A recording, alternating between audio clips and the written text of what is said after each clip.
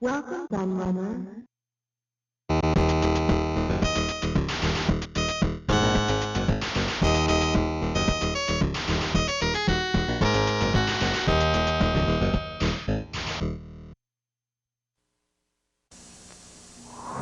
Introducing the new Atari XE video game system, the only game system that teaches you to fly. It comes with Flight Simulator 2 and a keyboard to play many advanced computer games. But that's not all. You can pilot your Atari through hundreds of other exciting games, because it also comes with a target gun and the great game Bug Hunt. And it plays the most challenging joystick games, like Missile Command. The new Atari XE video game system, the only one that has it all. It never ceases to amaze me how, after all these years, we still keep discovering unreleased consoles and hardware. A case in point is right here, in the form of Atari's Super XE game system. Now, those of you who follow my channel will no doubt remember my video on the mysterious Atari Mirai console. For those that haven't seen it, I've put a link in the top right hand corner, and I suggest you all go and watch that before you continue with this video, for reasons that I will go on to explain. Now, there was much speculation over just what the Mirai was or was planned to be. Some seem to think it was the early workings of a 16-bit Atari ST based console, and there was also reasonable evidence to make others believe it was an Atari branded version of the SNK Neo Geo. There were also folk who are adamant that it was nothing more than just a mock-up design with no thought to what was going to go inside it. But shortly after I made that video, the design documents for the Super XE game system were discovered and released to the public by Kurt Vendel of the Atari Museum. Without doubt, these provide the most compelling evidence yet as to what the Atari Mirai actually was. The time frame is correct, as the document is dated June 1988. The design follows all the same principles as the existing XE game system, and the hardware described in this document will have also fitted with that pastel coloured shell perfectly. It's also worth noting that the name Super XE had been heard long before this document was revealed, but most believe that it was a reference to a proposed Atari ST console. Now, this puts that theory to bed once and for all. In my mind anyway, the mystery of the Mirai is no more. It was obviously just a mock-up design for the Super XE game system, which was likely just an internal name anyway. The heads of 4 leading computer game companies are selecting the best feature of the Atari XE game system. The system with the power to play computer games. Gentlemen, your decision? Computer animation. One at a time, please. Lode Runner has 150 levels. High-tech animation is the story on the XE. Sound effects are a must for summer games. The XE practically sings. Flight Simulator needs computer power. Only the XE has it. But look at the great graphics on Hardball. So what's a great game system for playing your computer games? The Atari XE. They agree. So let's have a look at this design document in more detail then, shall we? The first interesting thing that crops up about it is that the chip manufacturer of the Super XE was going to be Ricoh Electronics, the very same company responsible for producing the processors that went into the Nintendo Entertainment System. Now, that might sound strange to some, using a company involved in the design and production of a rival system, but once you analyse a few facts, the reasoning becomes clear. One of the cleverest things about the design of the NES is the way it combines multiple chips together to achieve a lower cost and improve efficiency. The main chip in the NES is the RP2A03 or RP2A07 on a PAL machine. This is an 8-bit microprocessor manufactured by Japanese company Ricoh Electronics that contains the MOS technology 6502 core, modified to disable the 6502's binary coded decimal mode, with 22 memory-mapped I/O registers that controlled an APU, a rudimentary DMA, and game controller polling. Nintendo didn't just use it in the NES either, as it's also used as a sound chip and secondary CPU in both the Punch-Out and Donkey Kong 3 arcade games. Looking at the design of the Super XE, it seems Atari planned to do something very similar, combining a 16-bit 65C816 processor with an 8-channel stereo sound chip, memory manager, and several other minor functions too.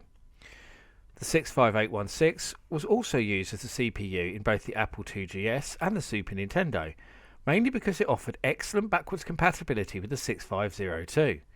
Remember, the SNES was originally planned to be backwards compatible with the NES, so it would have been perfect for the design of the Super XE, given Atari wanted this to be backwards compatible with the existing XE and Atari 8-bit range. The CPU would have 3 modes, an internal clock speed of 8 MHz, standard speed of 4 MHz and a 1.7 MHz XE mode to retain backwards compatibility. This main processor would also be assisted by another new custom chip called Kerry, which would provide all the graphics and some other minor support functions too. Kerry boasted some pretty impressive specs, including 64 sprites on screen that could be made up of 16 different colours, 32 colour backgrounds, and a maximum of 64 colours on screen. The screen was made up of 8x8 pixel characters with a maximum resolution of 640x320, and the design document seems to suggest a total palette of 212 colours, although this is unclear.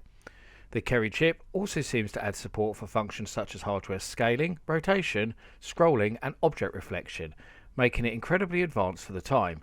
Remember, most of these functions wouldn't be seen on a home console until the arrival of the Atari Lynx in 1989.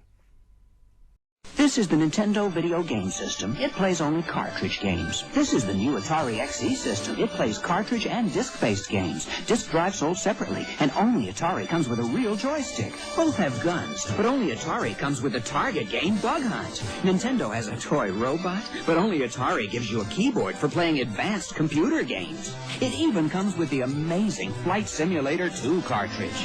The new Atari XE video game system. Unbeatable. The document not only details the inner workings of the Kerry chip and all of its functions, but also goes on to detail all the inner workings of the new sound chip too and how it could be manipulated. If anything, this shows just how far along this project was, and even suggests that all these new chip designs were pretty much ready for manufacture. In fact, it really makes you wonder if Atari did indeed produce a working prototype of the Super XE game system. When you get to the end of the document, you see a pretty basic memory map and then the signatures of the two designers, and this part is very interesting indeed. Alongside the autograph of Rico's own engineer is that of Shiraz Shivji, the man responsible for designing the Atari ST after Jack Tramiel brought him over from Commodore with him.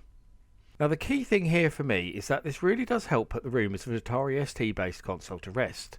It's incredibly unlikely that Shiraz would have been working on this Super XE as well as an ST console, and more than anyone else he would have been more than aware of how ill-fitting the ST hardware was to be adapted in this way. Whereas the Atari 8-bit was designed as a games machine from day one, and the Super XE just pushes his credentials further still. Buying a Commodore 64 computer would make you smart, but buying a 65 XE from Atari would be smarter. Both have the same amount of memory, both have typewriter-style keyboards, but the XE has better graphics, better sound, more colors, and it's faster with thousands of software programs, including the best games. And for under $100, it blows the Commodore away. The XE computers from Atari, starting at under $100. In summary, I think it's fair to say that the Super XE game system would have been a very powerful console and certainly boasted better specs than all the existing 8-bit machines on the market, including the NES, Master System and PC Engine. Offering backwards compatibility with all the existing Atari 8-bit range would have also given it a distinct advantage in the marketplace, as well as an existing library of excellent games. We can only speculate what Super XE titles would have been developed, as no evidence of any software has ever been found, but it's likely we would have seen titles Atari were releasing for the 7800 and ST during this time frame, such as Impossible Mission, Star Raiders, Choplifter and Tower Toppler. In fact, when we analyse the hardware further, the Super XE even seems to have a number of advantages over the soon-to-be released Sega Mega Drive, the first 16-bit console to hit the market. And this is where the next interesting theory comes along, that possibly suggests the ultimate reason for why the Super XE was cancelled. In one of my previous documentaries, I already revealed how Atari were in negotiations to distribute the Sega Mega Drive in North America. Link in the top corner for those who haven't already seen it. And it's pretty safe to assume that Atari wouldn't have wanted two 16-bit consoles on the market at once. It's likely that when push came to shove, Jack Tramiel would have opted for Sega's hardware over his own for numerous reasons. Firstly, and no doubt most importantly, because it would have had the huge support of arcade giant Sega. Secondly, because there was already an existing catalogue of games available from Japan. And lastly, because he would have saved a huge amount of money in R&D costs and manufacturing. And we all know how much Jack liked to save money. After the deal with Sega fell through, it was probably too late to rescue the Super XE project, with the Atari 8-bit range being all but dead at that point and more powerful hardware on the horizon. So from there, Atari started with the development of the Panther, a far more powerful console that adapted many of the ideas from the Super XE, but was very much its own beast. The Panther would also go unreleased too, sadly, but that's very much a story for another day. If you enjoyed this video and want to see more just like it, then please consider visiting my Patreon and making a pledge. You'll even get access to a host of exclusive content there too. I've been the Retro Laird, I hope you've enjoyed watching, and I'll see you all again very soon.